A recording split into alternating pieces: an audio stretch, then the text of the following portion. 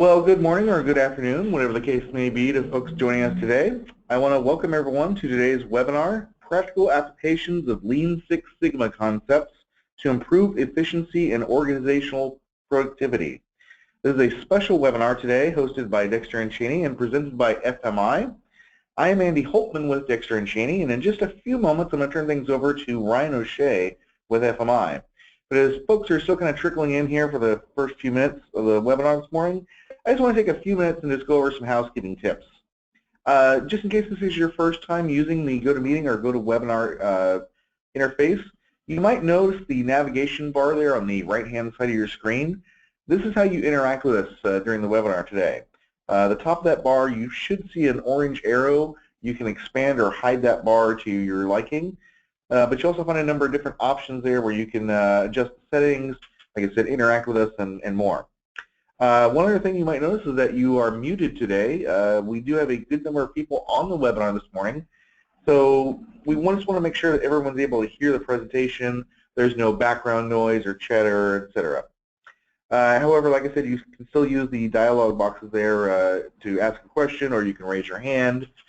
Speaking of the questions section, if you do have a comment or question during the webinar, just type it right into that box there, and we'll do our very best to try and answer it. Probably at the end of the webinar today, we'll be saving some time to do a little Q&A session and try and address any questions. If for whatever reason we're not able to get to your question, we will be following up with folks after the webinar as well. Again, we are recording the webinar today, so if you'd like a copy of the webinar, just let us know as well. We'll make sure to get that to you in the next day or two here. Just a little bit about Dexter & Cheney for anybody that might not know. We are a construction software company that specializes in business management and operations solutions. We began way back in 1981, being really the first company to bring accounting software to the construction industry. Today, our Spectrum Construction software is a full suite accounting, business management, document management, project management, service management, and equipment management solution. Spectrum is fully cloud-based, and you can access our software wherever work takes you. Well, one of the other things that Dexter & Cheney does is we also partner with a number of industry associations and organizations and like FMI to bring a host of educational resources to the industry.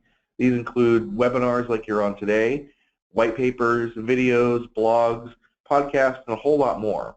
And you can find all these by visiting our website at www.dextercheney.com. With the housekeeping tips out of the way, let me go ahead and introduce Ryan O'Shea. Ryan is a consultant with FMI, specializing primarily in project execution, consulting, strategic planning, and process improvement. And he's worked with a variety of contractors, architects, and engineers in various capacities and phases of the construction process. His clients have ranged, from $1 million a year civil and general contractors to $20 million a year subcontractors. So he's got a proven range of experience. Now he's going to discuss a lot of the proven ways to gain efficiencies within your organization today. Talk about the Lean Six Sigma concepts. Now Ryan, let me go ahead and turn things over to you and take it away, sir. All right. Well, thank you, Andy. Thank you all for being here. I appreciate it. Today I'll be speaking on productivity, some practical applications of Lean Six Sigma concept with the hope that will impact your profitability. I'm going to try to keep this relatively brief. I don't think I'll be using up the entire hour, so as you said, please hold your questions until the end. Great. So I know some of us here are friends. Those of you that aren't, FMI is actually a management consulting firm. We were founded in the 1950s, and we specialize solely in the construction industry. A lot of folks I talk to have never even heard of a management consultant. Like most things, our industry is a little bit slower to adapt, but it's a huge industry, $160 billion a year, and there's a lot of reasons for it. It's a very, very, very competitive environment out there. Things are constantly changing, and it takes no prisoners. So, having someone like that to, advise you can be important. But when you tell me that, one bad decision could lead to downfall of even the most stable and successful businesses, and we're just all trying to avoid things like that. Hey Brian, I'm going to break in for a second. The audio is breaking up pretty bad. I know you're remote on this. Is there anything we can do to try and fix that? Doing good. Is this good? Oh, shoot. Of course. I want to start. Good last hour. Can you hear me? We can hear you, but it's really garbled right now. Okay, well, let me see if I can connect to Wi-Fi on my phone. My apologies. Okay, is this any better? It sounds a little bit better. Okay. I'm going to push forward. Hopefully this is a little better. Well, actually, yeah, it's still breaking up pretty bad. Yeah, we can only hear like every other word. Well, of course, always. Um, well, let me. Well, I don't know if I have any other ideas. Is this any better? That's a little bit better. All right. Well, let me try to push forward because we haven't had any issues the last half hour, so I'm not sure what's happening. Is that better, Andy? That's a little bit better. But yeah, we're still. Talk a little bit. Let's see if we can hear you. Okay. So, yeah, to just give you a really quick background on FMI to give you some idea of what we do. We offer a huge wide range of services: strategy, research, business development, risk management. We have a compensation. We have an investment banking division. We do a lot of different things. Personally, I've always been very interested in productivity improvement. That's what I specialize in, mostly because I like to see the tangible benefits that occur pretty much very, very quickly. Unlike some of these strategy consulting, engagements that I've been on where you don't see any sort of effect for years in some cases, productivity can be very, very quick, a quick turnaround. In theory, you could devote a weekend to improve your processes, and on Monday have a tangible result of your hard work. So that's why I've always been drawn to it. Hey Ryan, I'm going to break in again. You're still breaking up pretty bad. I want to check one thing on your end. On your control panel, can you make sure that it says where the audio is? Make sure it's selected a phone call. Okay. Yeah, it's a phone call. I can try computer audio. Maybe that's better. That would require mic and speakers if you have that, but I have a micro speaker. That might be better. let's try that and see if that works. Okay. Sorry, folks, we're trying to get the audio fixed here. Better?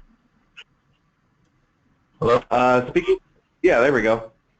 Okay, well, I thought the cell phone would be better. I had good reception, but my apologies. Not a problem, not Can a you hear problem. me? All right, folks, we can. We'll try with this and see if it's any better. Sorry, folks. Okay, sorry Go ahead, about Ryan. that. All right, so anyways, sure. So, like Andy said, I specialize in productivity improvement. It's usually, something that you can see tangible benefits very quickly. However, there's a tremendous amount to be gained with this productivity improvement, and the reason is very simple. There's a tremendous amount of waste in our industry. According to our studies, which have dated back, 20 years, we have documented a 32% recoverable lost time in our labor hours, which means if you are working on one of these huge projects, $1 million projects, there's $320 million worth of waste in some of this. And obviously there's a lot to be gained there, and in a lot of ways why FMI is still in business, because what we promote and what we say is, and a lot of times, almost every time, we can guarantee a 10% increase or improvement in your productivity, which needless to say is a lot of money. Imagine a $50 million a year contractor spending $20 million on labor. Of that $20 million, according to our findings, $6.4 million is recoverable lost time. If you can just implement a 5% increase, you're looking at almost $1 million a year in savings just in labor costs. And that's why we're here, and I think that's why we all know that there's definitely ways we can improve this, and I'll be speaking a little bit of that on that today. This is a very quick webinar, so we're not going to be able to dive in too much of this, but certainly there's no one-size-fits-all. These are just some of the operational excellence engagements that we have. You can't just go to Office Depot and get something right off the shelf. These are very complex solutions. You can't expect to achieve results just by throwing a new software at it or a new structures incentive or develop your people. It's a really holistic approach that you're going to have. So again, this is just it's a very complicated issue that takes time. Again, not only do we focus on this idea of improving productivity on a micro scale, we also look at macro issues, which is very, very important too. This war on talent that we're all facing right now. Is there new equipment out there? Is there new software? What sort of investment are we seeing from firms overseas? What prefab techniques are going on right now? These are all different things that are impacting our markets right now. And at FMI, we don't just look at one micro issue, but we try to take into account the larger picture. So what should we do? With all these macro and micro obstacles standing in our way, what do we do? Well, I can tell you one thing that we shouldn't do as leaders. It's very volatile in a competitive market. Last thing you can do is just bury your head and hope things work out. Status quo is just not going to work. Things are just too competitive right now, and you're just going to get passed right by your competitors. I promise they're going to be doing some of these things, and they're looking into these concepts. You can't afford to give into negativity and be pessimistic. You can't make excuses. This mindset has a trickle-down effect to your entire organization. And as leaders, you're trying to push innovation, to challenge the status quo, and to look into some of these, lean techniques or Six Sigma techniques that I'll be talking about today. So, culturally, you're always going to want to encourage this change. Think Facebook. Our motto is move fast and break things, and I think that's really applicable to our industry, where imagine your company has this huge cruise ship. It takes a lot to even shift even a small degree. So keep that in mind when you're trying to implement change in your organization, that it can be very tough, but you have to be persistent with that thing. With that said, we actually just recently performed a study where we analyzed the top of the ENR 100 from 10 years ago, and we looked at which companies have fallen off that list and have gone bankrupt. And of those 10 companies that have gone bankrupt, we can trace a lot of it back to, the majority of it back to growing fast and getting in over the head without having these processes in place that are going to sustain that growth. Right now, we're in an upswing market, and given that we all need to be very cognizant of that as we expand and as we're getting more and more work, which I think it's just in our DNA to do, that we make sure we are still being efficient. We're still looking at these processes and different things to make sure our productivity and efficiency is still up to par with our competitors. So what is our company's strategy? This is the first thing that you're going to want to do anytime you start talking about these productivity measures. Before we can even focus on productivity improvement, we have to know, what do we want to be? What is our target audience? What's our real value? A company that wants to provide high customer service, seeks repeat clients, offering high value, is going to look at their system or processes a lot differently than a company focused on being a little bit bigger, bid work. It's just a totally different environment. In business school, you hear a lot about competitive advantage and blue ocean strategy and lean especially, and it's kind of such an ambiguous term that it's hard to really pin down what exactly lean means. I think of it kind of like cloud. I know in theory what the cloud is, but I don't actually know what specifically referring to by the cloud. So in a way, lean is a lot like that.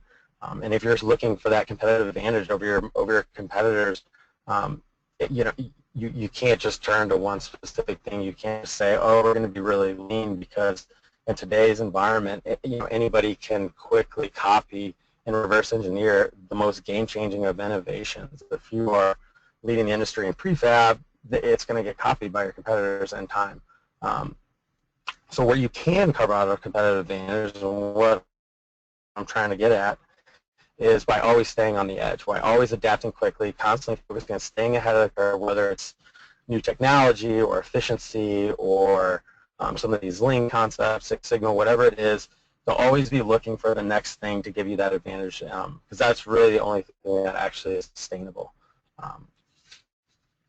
So it's no small wonder that superior execution has ranked ranked number one as the conference board's top 10 CEO challenges since 2007. A long time, weird, right at the recession. It's an increasingly critical differentiator. The companies are paying more and more attention to these things as time goes on. So lean is a philosophy, not a process. It's a very broad, very ambiguous statement. It really the concept originated 20 years ago at Toyota. And that's core to the idea of promoting a culture of continuous improvement and a reduction of waste. I'm going to be, I won't dive into some tools I'll be introducing to you today too much, but simply put, it's identifying our values to these customers and how we can eliminate anything that doesn't directly add to that value that we're providing to customers. So again, it ties back into our strategy, our vision, who do we want to be, and eliminating whatever it might be that's not directly affecting our value to our customers. With that said, some of these different tools that focus on. Looks like I jumped ahead. So we have the various tools and techniques. Waste walks is what it sounds. The idea you involve yourself elbows deep at your operations. You walk the site. You observe. You document. Anything that isn't directly contributing value to the customer would be considered waste, and you look to eliminate it. Kaizen events, again, a very Japanese term, but are really just daily activities that you implement that encourage continuous improvement. It eliminates overwork. You teach people the correct processes. It's really more about the people side of things. You really identify the people side of things. And this 5S concept stands for Siri, Siton, Siso, Sitsu, and Shitsuse.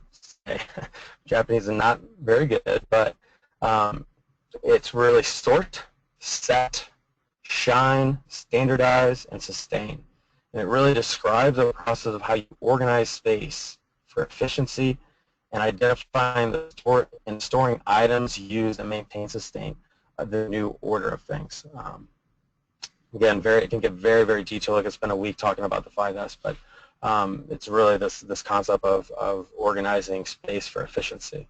Poka-yoke is a term used to describe mistake proofing. The idea here is to prevent product defects by implementing checks and balances. So this operator, perhaps a field manager in our case, has the power in place to eliminate these redundancies. I'll be talking about how we glorify the field at FMI here in a little bit, but this really is just empowering your people to make changes on their own and encouraging that change.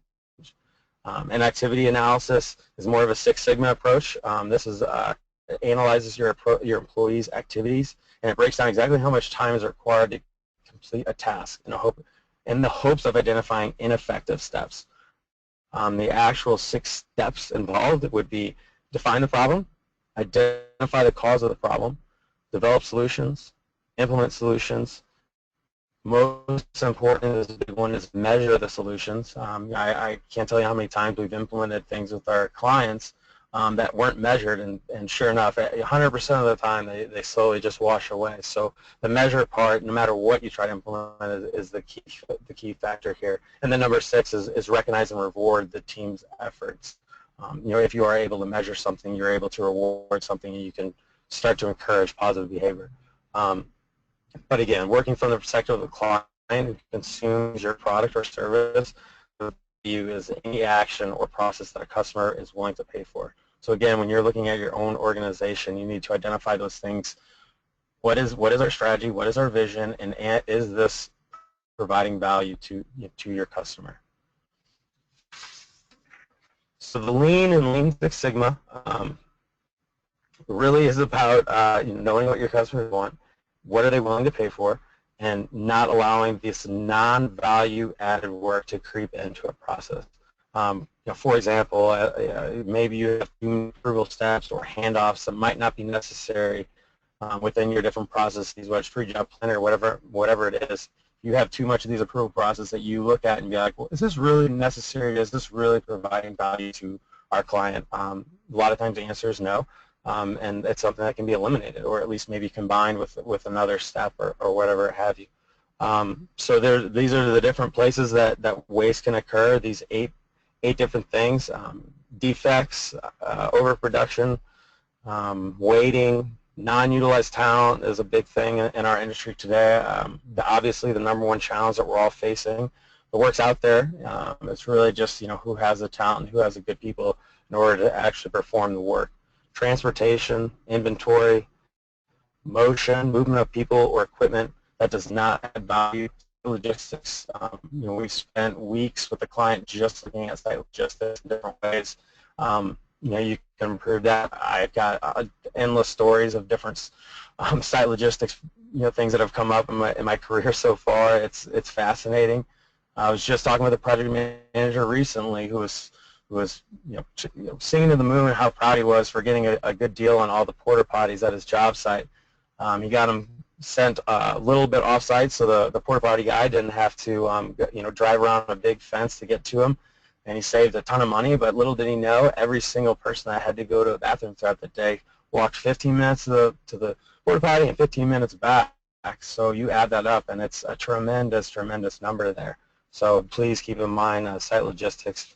Number 8, extra processing, is doing more than the minimum required to transfer material to acceptable product. In this case, I like to think of this as what sort of quality are you known for within your organization. A lot of people tote quality. We're a high-quality contractor, but in a lot of cases, their customer's not paying for that quality. They don't really care how good a quality it is. They don't care how straight your conduit is or whatever have you. They're paying for get it in there and get it done as fast as you possibly can. So again, knowing your customer, knowing what your customer values is a critical factor here. So great firms, we glorify the field. This is important. These are the 9 things that every crew needs to have. Great productivity. Construction happens when crews show up at 6:45. They have everything they need in place to start at 7, are able to work straight through the day with no stoppage. Obviously, this is very, very rare when this happens, but obviously we want to set that as at least the goal. Every great firms, they all do these things. They all make sure all their crews have these 9 items on their list. So management goal, provide these 9 things. It can be very tough, if the foreman doesn't have any one of these items, they're gonna have to stop. And this is just one crew. I'm sure most of your organizations you have several crews, so you multiply this by however many crews you have. You have a lot of different variables you gotta account for. So it's difficult. It's very difficult to coordinate, standardize, and ensure everyone's taking care of these items, because any one of these can really derail a project quickly.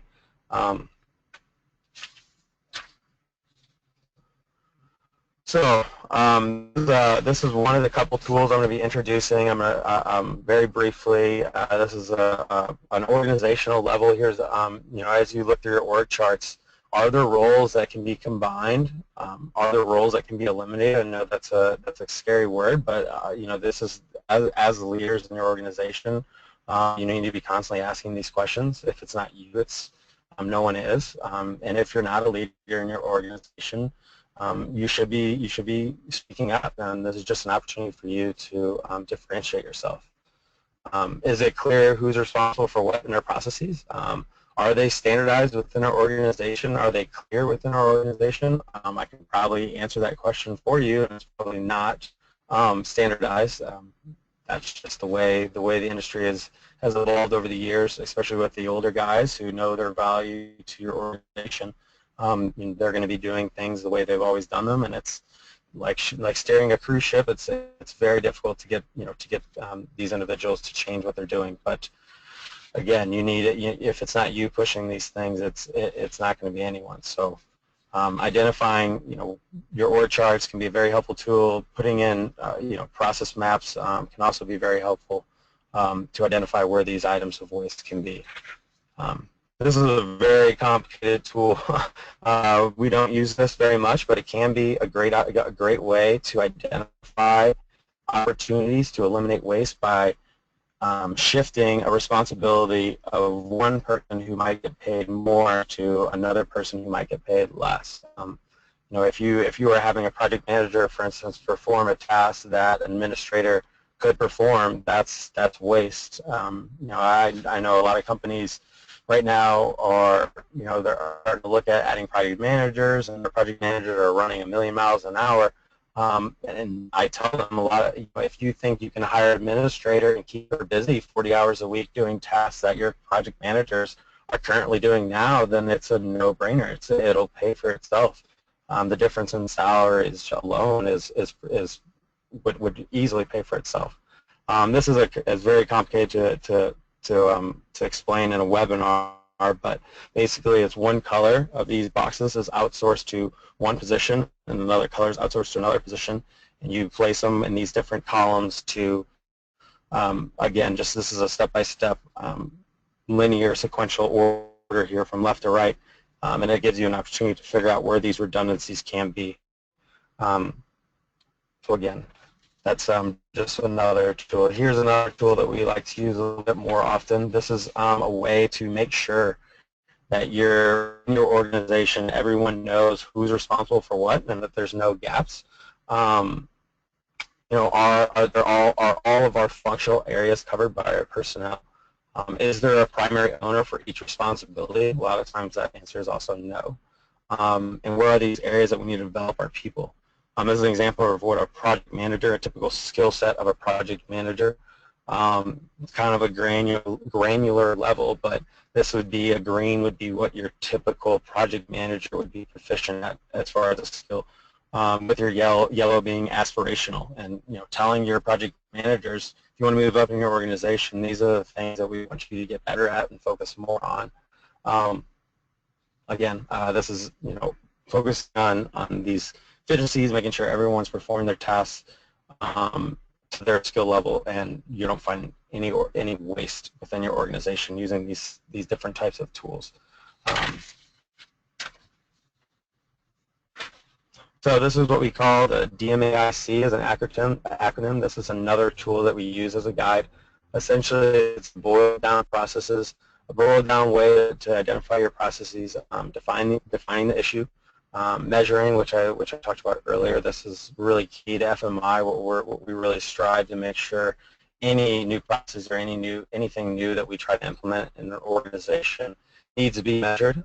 We analyze as well, of course, identify, improve, and identify and improve what our problem might be, and then controlling your implementation results. Well, I don't think any one set is more important than other. Maintaining these processes can fade over time. So what I do with all my clients, I really try to focus on setting up different tools and ways that we can measure whatever it is we might change. That's what I specialize in with FMI, is I really try to put tools and whether it's accountability matrices or whatever issue that you're facing in your organization, to figure out ways that we can measure it, because otherwise it'll just fade away, as I'm sure we've all experienced within our careers. Oops. So this is a lean project management process that FMI, this is kind of the crux of what FMI really likes to see when we see best-in-class firms utilize lean management processes. It looks like this. The idea here is that everything is connected. And that is very difficult to have any one of these items without having the other.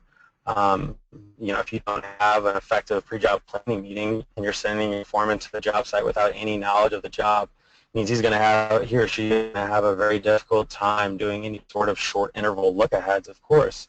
to see what he needs down the road, because he's treading water just keeping his head above from day one.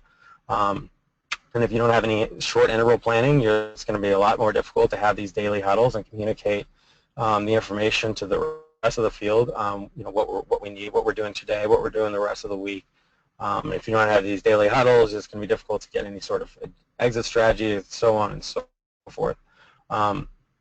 Post-job review, if I were to pick, and again, this is kind of splitting hairs, but if I were to pick, I'm a big fan of post-job review, but when we first start with a company, that's kind of the thing I tend to focus on last. I really like to get these other things in place first. So within your organization, if you're going to start to try to look at some lean practices, I would start from the top and work your way around until you get to post-job review, and you start talking about lessons learned and things of that nature. So Leonard Bernstein should have been a contractor. To achieve great things, to achieve great things, two things are needed: a plan and not quite enough time. I assume we all are familiar with that concept right now, as I'm sure everybody's running a million miles an hour. And I really love this image, because to me it really captures the #1 challenge that we face when we try to implement change. It's time. None of us have enough time. We're already running a million miles an hour.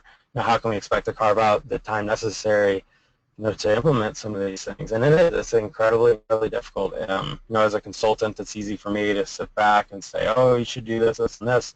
Because when I leave, I'm going to a different project. I'm not there having a million phone calls and a million fires that I'm putting out.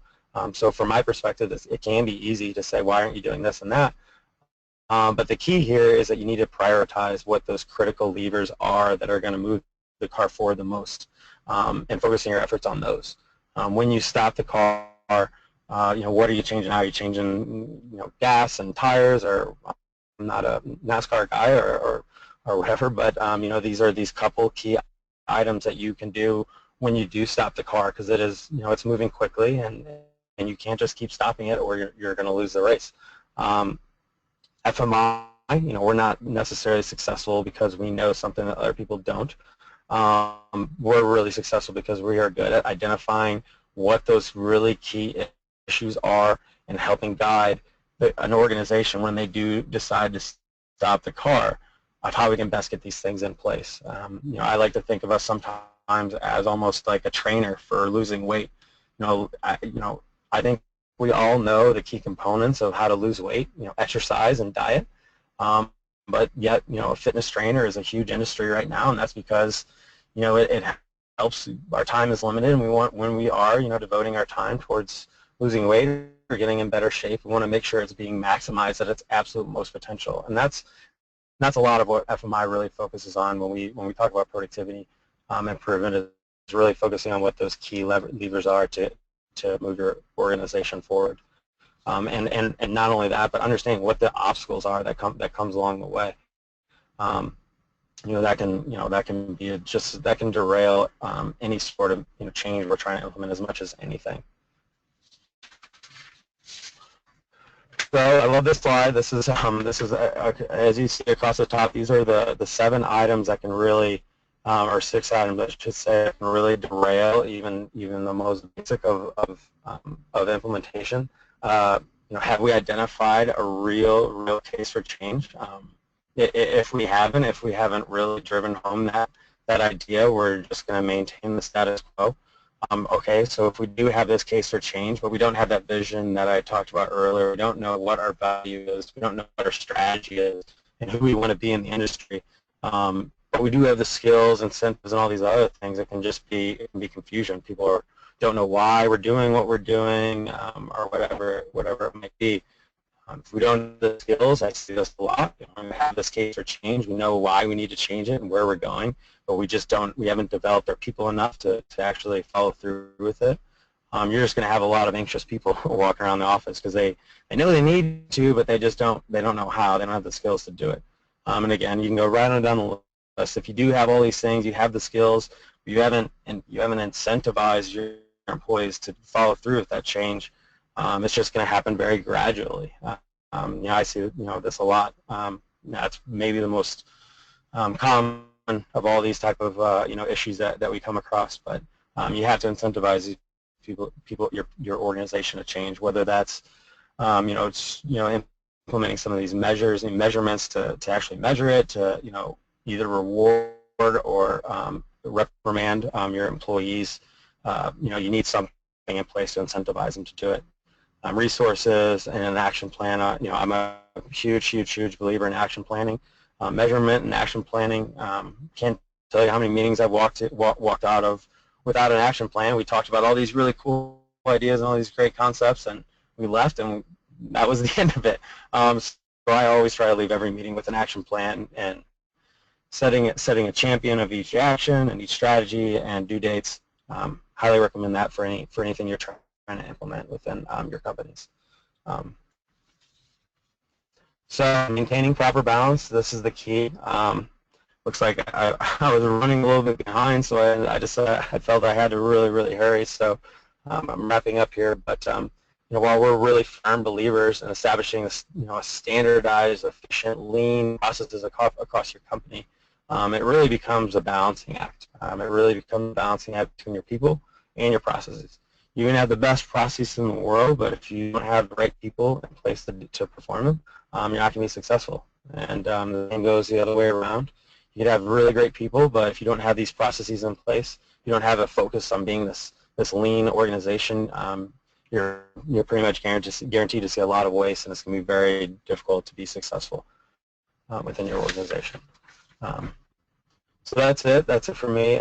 Thank you very much for listening. Hopefully I was able to provide some value. I shot through this a little too quickly. Usually I end up going long, so I was a little paranoid. But hopefully you were able to gain a little insight into some of the tangible benefits of improving productivity. How it can impact your organization and what sort of challenges you might face in trying to implement this. Because that's the thing. I think we all know. We just sit on the back of our pickup truck and we know the issues that our organizations are facing, but it's really about implementation and how you go about doing it. Please, feel free to. I'm going to open it up to questions and answers here in a second, but please reach out to me if you have any questions or any follow-up. I'd be happy to talk with you offline.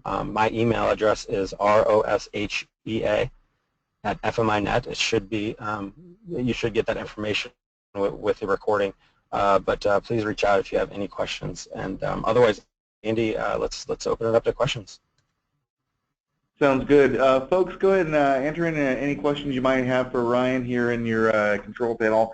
First, I want to say just apologies again on the sound. I know it was really bad at the beginning, and I know some folks said it was a little bit choppy throughout. We're going to do our best to, I don't know if we have a way to correct that in the recorded version, but we will get folks the slides and recording.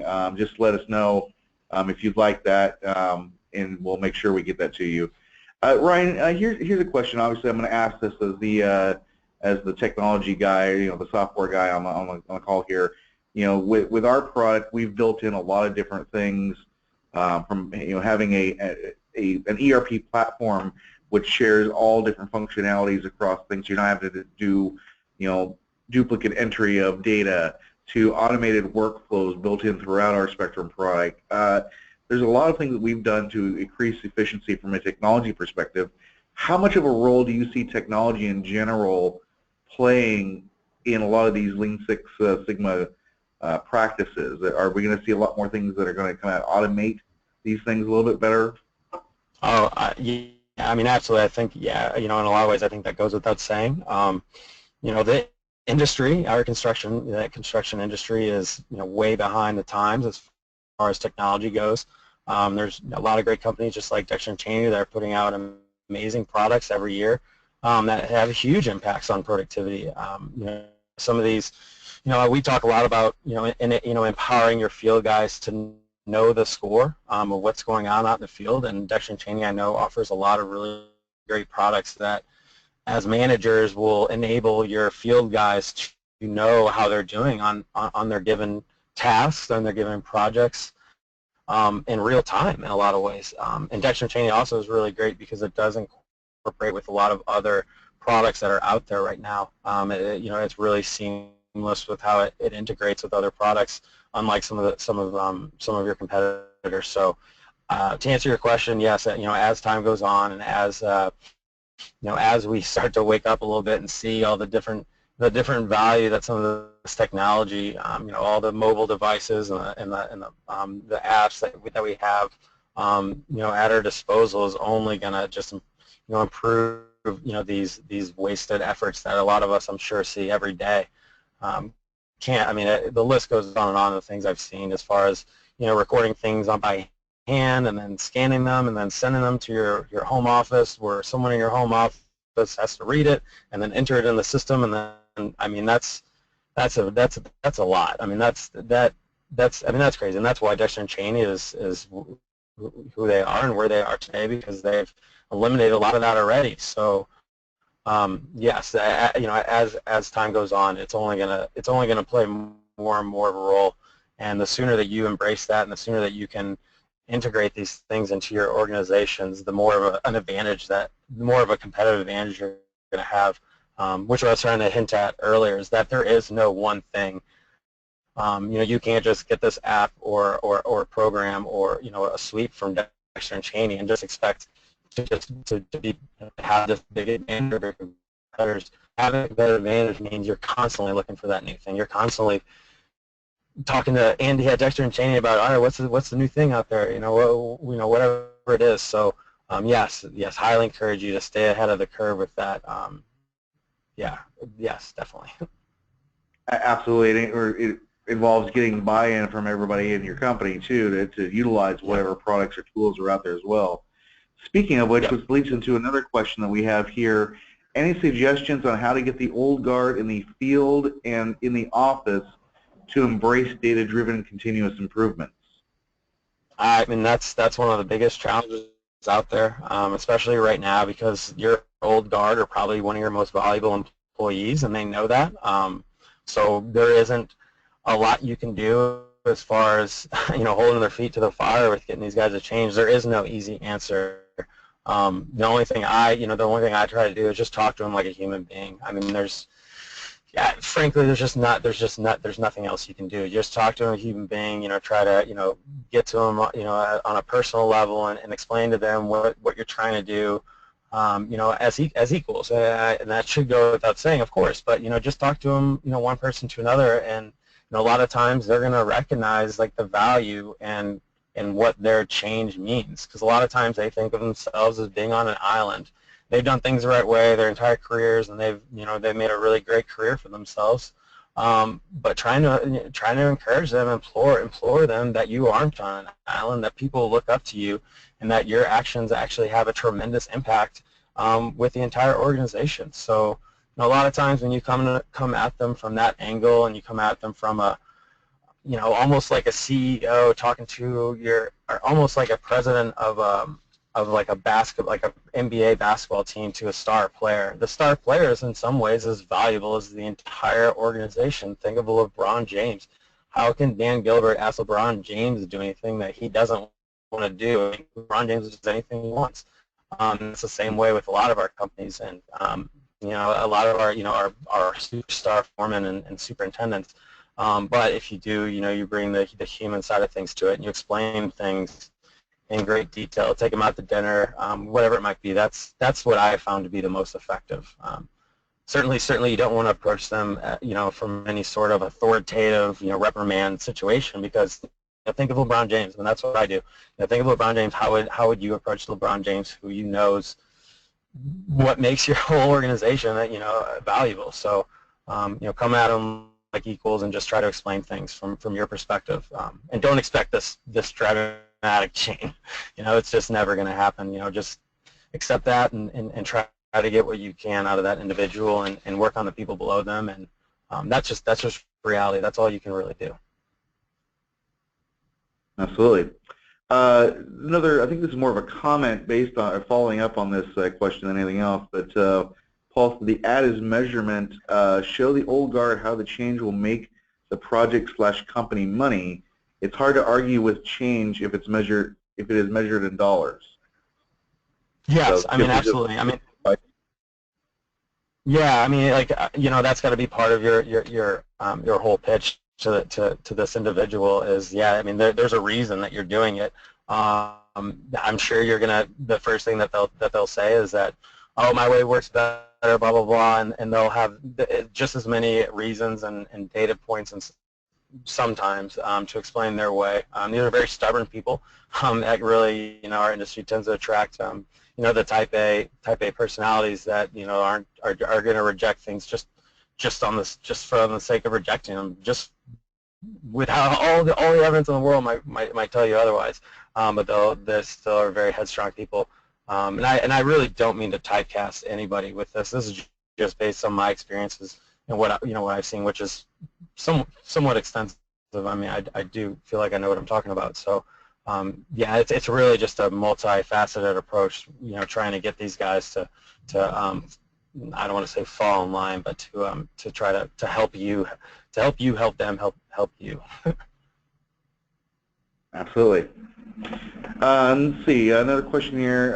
As a CPA and former CFO for a general contractor, one of my great frustrations is the time lag between the performance of work and the billing/cost input. Are there any products which integrate subcontractor performance with the financial systems for a better tracking of cost and cost to complete? Short answer to that is yes. I would say check us out. Check out Dexter and Cheney and Spectrum and our Spectrum construction software. We have a lot of tools that make getting that information not only seamless, but you can do a lot of that stuff in real time as well. Because we're cloud-based, work in a browser, that data that you enter is influencing all decisions down the line in real time. So it's going to significantly impact your billing, significantly impact your cost, all from a speeding things up process. So I would definitely say reach out to us and let us show you a little bit about what we can do in that. That's obviously the software end. Ryan, do you have anything to add from any other end on that? Yeah, definitely. I mean, I've seen some really great dashboards, both from Dexter and Cheney and a couple others that really help illustrate these cash flow issues and the impact it can have on your organization. What we advise clients when it comes to cash flow and getting your billings and AR, AP type stuff is to use these things as a negotiation tactic, to set these things in place early, to give whether it's a vendor or whoever it might be a discount if they do get their billings early. And a lot of times they'll listen to that. And if you actually know the true cost of capital and you know what your money's worth when it's tied up 60 days versus 90 days, that's a real dollar figure. I'm sure you know that as a CFO. So anytime there's a relationship with a vendor or subcontractor or GC or a client or whoever it is, you want to make sure those terms are established up front. And if they are able to give you your money, or you're able to pay out, whether it's earlier or later, just knowing what that is and building that into the contract can be really powerful. You can either save a lot of money, or you can get your cash flow a lot faster, and you can do more work. So that's what we advise clients. Absolutely. And again, we have lots of tools built into Spectrum. Things like our subcontractor kiosk, for instance, which allows subcontractors to go right in, enter all their billing information. They can get all that stuff to you right away. They can, advance the billing process, so you're getting paid quicker. Your work is moving along more efficiently and seamlessly. So there's lots of different things that, from a software perspective anyway, that are built in that can help you realize these efficiencies, both in the office and the field. Going back here to the previous questions that we were on, another follow-up question to kind of convincing the old guard, so to speak. What if the old guard is in the office? The field will embrace the change, but office leaders will not spend the dollars. Is there any tips, or how do you address that? Yeah, I mean, that's probably a little bit less common. Usually change happens from the top down, but yeah, I mean, certainly, I've seen plenty of times where a guy in the field, which is, again, when whenever we start with a new client, we always interview the foreman and the guys in the field, and they're always the ones that know the most. I mean, they know where things are wrong, they know where things are going right. So usually it does happen from bottom up, or I should say, it really depends. It really just depends. But in that case, if you are trying to convince your guys from top down, you just have to put together a business plan. You have to put together some sort of model, which obviously can be a little bit difficult, but a very simplified version of a business plan to present it to them. And if what you're trying to promote and what you're trying to sell them essentially is of value and actually is as great as you might think, you should be able to illustrate that in a very short, a business model, whatever sort of format you might have. But if you can't convince them, then maybe it isn't for the best. Maybe it isn't the best thing for your organization. But usually, overwhelmingly, people usually. It really just depends. It really depends. It's hard to comment on something like that, to be perfectly honest, because every situation's so different. But yeah, I always just try to approach someone from a very personal perspective and just lay everything out on the table and why you think the way you think, and have data to back it up. Have some sort of cost-benefit analysis, some sort of break-even, whatever it is, just to have some sort of data to illustrate why you are saying what you're saying, because otherwise all they're going to hear is just your opinion. So try to find some data to back up what you're saying, and some sort of business model or business plan to back up what you're trying to implement.